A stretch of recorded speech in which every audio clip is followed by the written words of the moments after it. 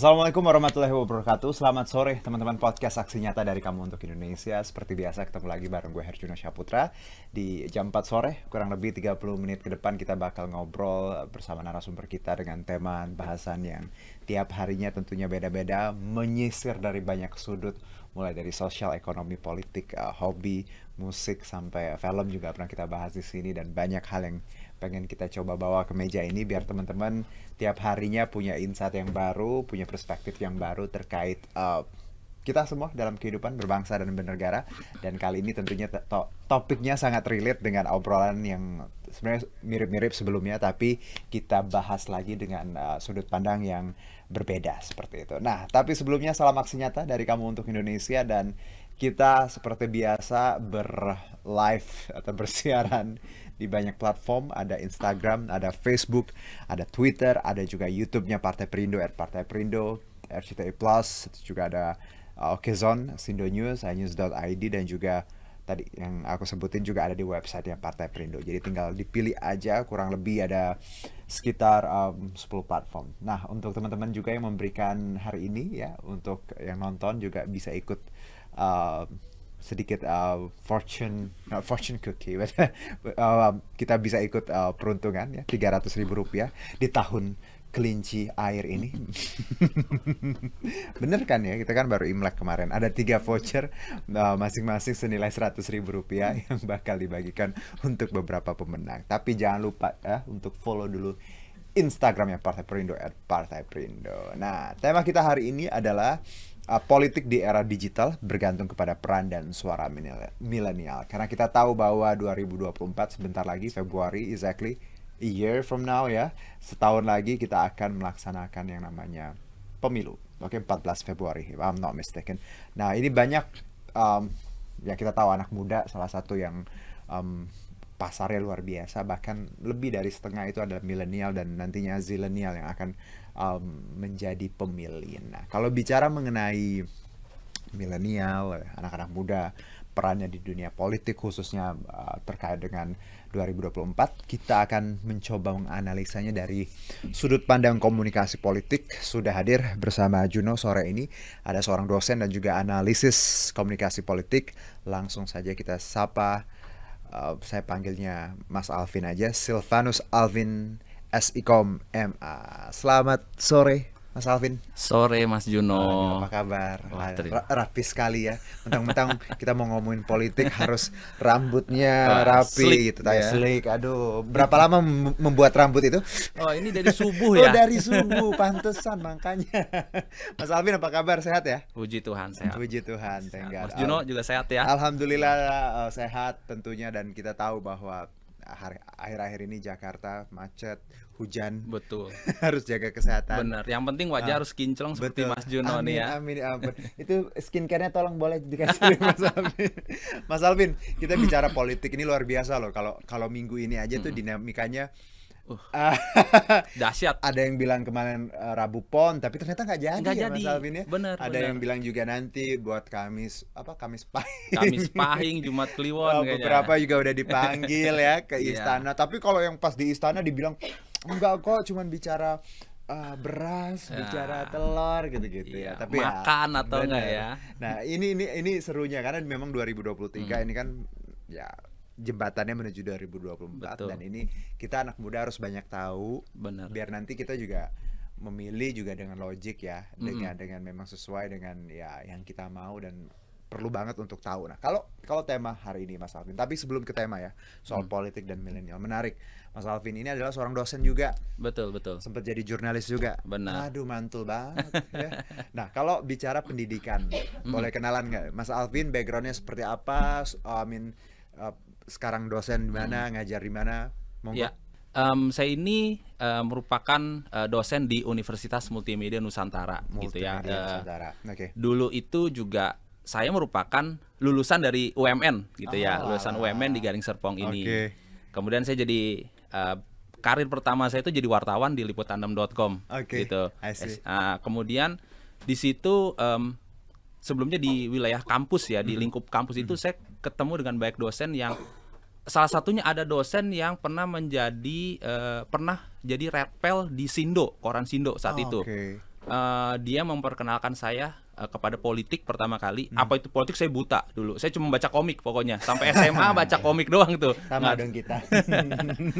Kemudian karena Pak Ambang ini, saya jadi tahu politik. Kemudian saya juga pernah dapat satu dosen yang anak pejuang, istilah gitu. Cucu pejuang, gitu dari pejuang nasional gitu. Nah, dia juga memperkenalkan tentang politik dan dunia jurnalis gitu. Jadi saya mau mencoba jadi wartawan. Kemudian di dunia wartawan itu saya sampai dan juga masuk ke dalam lingkup wartawan politik. Di DPR, partai, sampai ke istana terakhir. Nah, jadi saya udah melewati yang namanya Pilgub DKI. Kemudian Pilgub DKI itu 2 kali seingat saya. Dan juga Pilpres. Pilpres yang ketika pemerintahan Jokowi JK gitu. Nah, singkat cerita, sempat dapat kesempatan, entah gimana caranya, namanya berkat Tuhan ya. Tiba-tiba Pak JK nawarin, Alvin kok mau sekolah? Saya bilang kalau sekolah saya nggak ada uang Pak, gitu. Ya nanti saya rekomendasi Alvin, dia bilang gitu. Ya sudah, akhirnya lagi makan taekwondo, saya masih inget banget. Aduh, lagi taekwondo makan itu favorit saya loh. Itu dia jangan-jangan taekwondo membawa keberuntungan di kelinci air ini. Betul. Ya. Jadi ketika lagi makan taekwondo, saya masih ingat suapan kedua itu yang disampaikan Pak JK. Dan waktu itu lagi Paskah gitu, saya habis ibadah, dipanggil sama Pak JK ke lapangan golf. Di situ saya dikasih tanda tangan dan pesan Pak JK cuma satu, lulus kau pulang. Jadi di situ saya ambil studi ke University of Leicester, itu di Inggris. It's a blessing from that gitu ya, from that moment gitu. Jadi hingga saya kemari, dan memang salah satu yang pengen saya berikan adalah efek dominonya tuh di pendidikan gitu. Dan ketertarikan di politik ya berarti pendidikan akan politik gitu. Ini beautiful story ya, karena gimana turning point-nya bahwa hidup tuh kadang kita nggak bisa menduga ya. Out of nowhere gitu. Blessing ya. But the thing is, I believe bahwa being kind, working hard, itu persistence ya, itu somehow akan membuat ya nantinya akan ada hal-hal yang baik mengikuti ya. It's a long term investment. Iya. Itu sih. Nice story, wow. Dan sekarang mengajar. Iya, di UMN. Okay. What is the best thing about being kita bilang lecturer atau a teacher nih? Looking at your student gitu, from yang tadinya mungkin Anda nggak ngerti, mungkin anak ini saya bilang teman lah, teman ini kita nggak ngerti, belum mengerti apa yang dimaksud. Seketika apa yang kita sampaikan itu membawa sebuah inspirasi. Inspirasi itu loh yang sebenarnya tuh bukan soal materi. Ya memang saya nggak mau munafik gitu ya. Materi juga kita membutuhkan, tapi ketika kita bisa melihat mereka ada spark berdasarkan apa yang kita sampaikan, itu menjadi satu hal yang turning point buat kita, dan juga itu blessing juga buat kita sih sebenarnya gitu. So you really enjoy. Really enjoy. The impact-nya gitu kan. Lecture ya. Mas Alvin, nice story. Itu background-nya jadi memang kaitannya emang dengan jurnalis dan menjadi pendidik sekarang. That's jadi right. sangat ya punya garis merah lah ya. Dan sekarang juga menganalisa politik.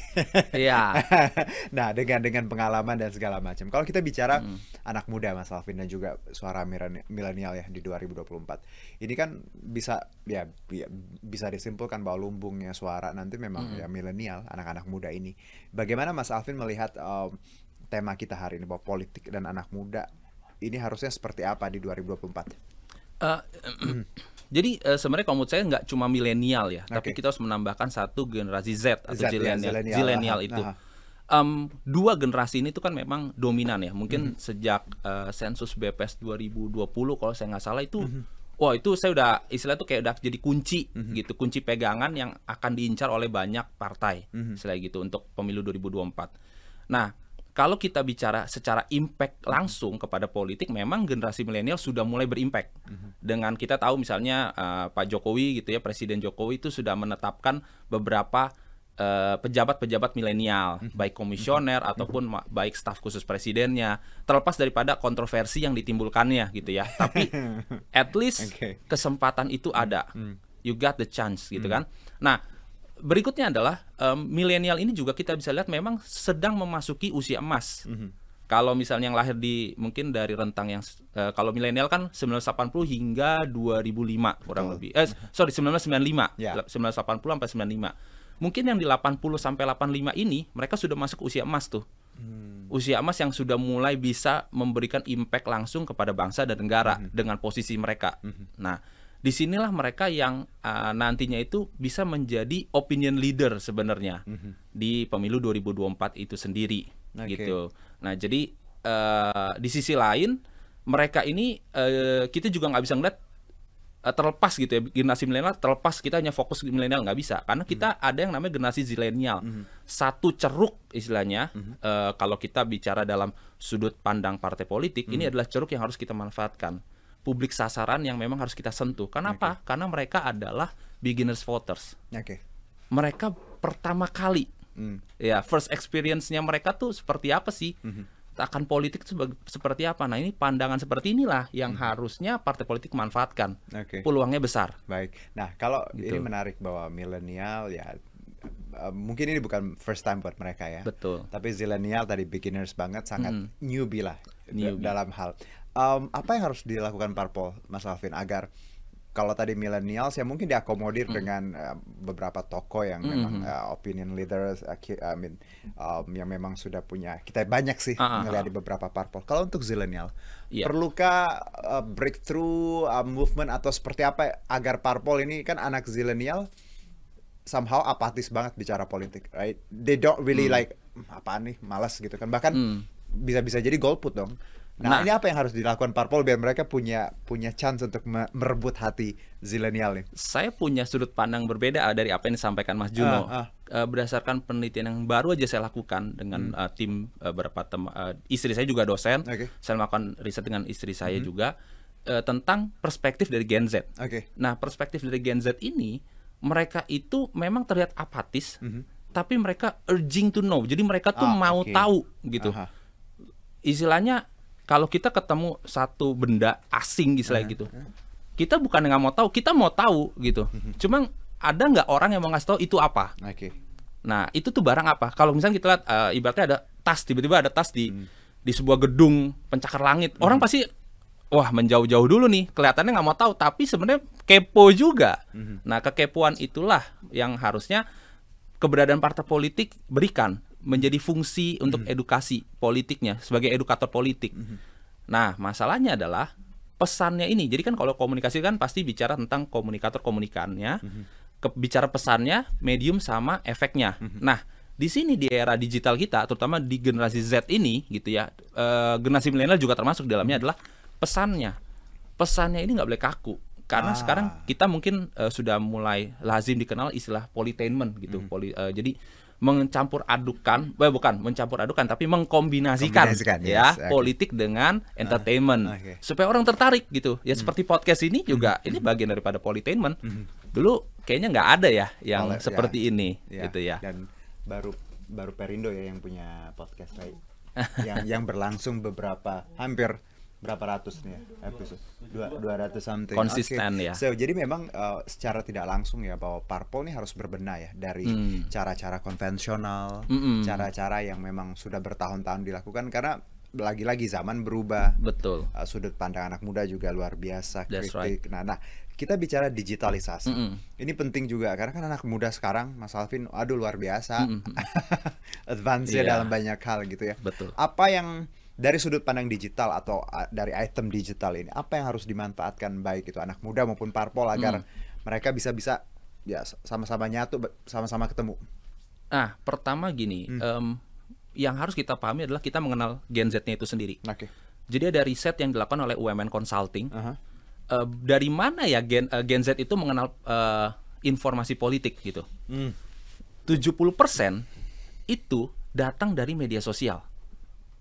Jadi media sosial ini a range of social media ya, baik YouTube, ada mungkin TikTok, Instagram, habis itu Twitter juga mungkin gitu. Jadi range of media sosial 70% itu mereka terpapar informasi politik di situ. Kemudian kalau soal media bagaimana? Media mainstream gitu ya. Itu hanya mungkin sekitar 30%. 30%, tapi itu benar-benar dengan catatan informasi atau berita yang memiliki news value tinggi. Misalnya ada reshuffle atau mungkin mungkin pernah gitu ya, dulu ada berita Bu Iriana kepleset dari ini, mohon maaf ya bukannya apa, tapi itu memiliki impact yang remeh-temeh tapi punya impact yang cukup besar gitu ya. Nah, kalau bagaimana dengan seperti koran udah cukup ditinggalkan, radio juga, tapi podcast itu masuk ke dalam yang media sosial gitu ya. Nah, pertama kita harus tahu dulu mereka dapat informasi itu dari mana. Nah, itu digitalisasi kan di situ. Dan kita kaitkan dengan yang namanya fenomena online all the time. Mereka tuh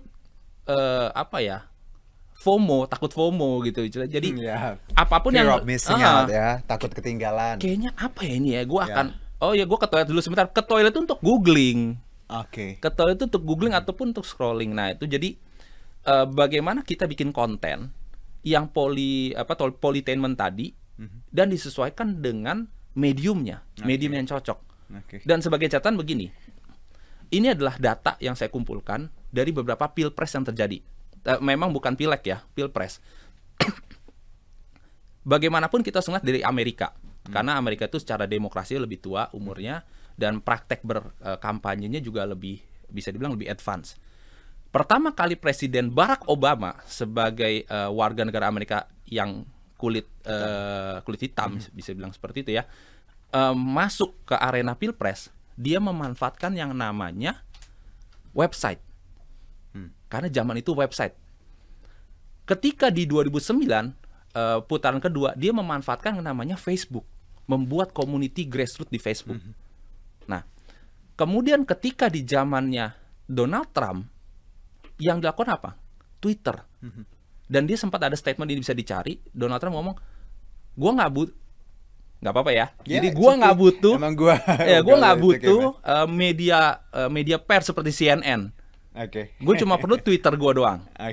Nah, berikutnya kita nengok di negara lain, misalnya di India, Narendra Modi sudah berumur, dia bisa jadi perdana menteri lagi. Kenapa? Dia menggunakan 3D hologram untuk menjangkau daerah-daerah sasaran, lumbung suaranya dia. Yang hal yang sama diterapkan di Nigeria, dan terakhir di Joe Biden kemarin, dia nggak bisa belusukan, dia nggak pakai hologram segala macam, dia pakai apa? Dia tahu bahwa targetnya adalah anak muda, milenial, zilenial juga. Dia masuknya dengan apa? Fortnite. Jadi sebuah game tembak-tembakan ya, first person shooter, FPS gitu. Dia bikin satu map khusus, Build Back Better kalau saya nggak salah, khusus di dalam itu ada kayak Joe Biden lagi kayak gerak-gerak, vote for me mungkin gitu kali ya. Jadi di game itu orang bisa main tembak-tembakan dan juga dapat paparan kampanye. Dan inilah yang harusnya media, bukan media, tapi partai politik sekarang bisa lakukan. Tiba-tiba lah anak-anak harus punya inovasi ya. Inovasi. Bayangin anak-anak lagi main mungkin apa ya, Mobile Legend, tiba-tiba muncul ya slogan, atau bukan slogan ya, tapi kayak pesan dari partai gitu. Nah, Mas Alvin, kalau yang Mas Alvin sebutkan dari awal sampai tadi itu menjadikan milenial dan zilenial tadi posisinya sebagai pemilih voters ya. Betul. Is it possible untuk kita juga mengambil peran, bukan hanya istilahnya jadi pasar untuk para politikus, tapi anak muda juga sebenarnya ya tadi let's say milenial lah gitu ya, karena mungkin zilenial masih underage segala macam, belum bisa tadi masih kuliah sekolah. Possible nggak sih untuk anak muda milenial di era digitalisasi ini juga turut andil bareng di let's say Senayan politik dari sudut pandang Mas Alvin? Itu bisa, tapi bukan bicara soal mudanya aja.